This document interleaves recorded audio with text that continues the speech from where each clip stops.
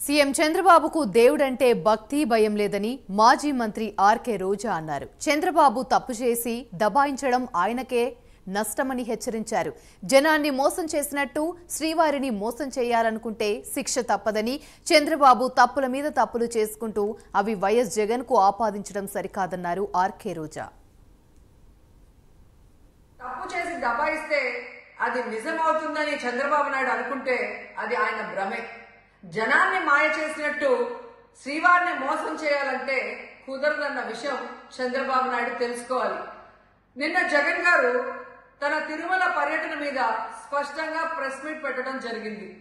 అయినా దాన్ని ఒప్పుకోకుండా చంద్రబాబు నాయుడు తప్పుల మీద తప్పులు చేస్తూ మళ్లీ మాట్లాడతాడు.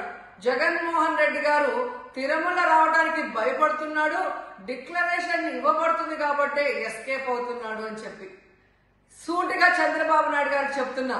చంద్రబాబు నాయుడు జగన్ గారి దమ్ము ధైర్యం గురించి రాష్ట్ర ప్రజలందరికీ బాగా తెలుసు.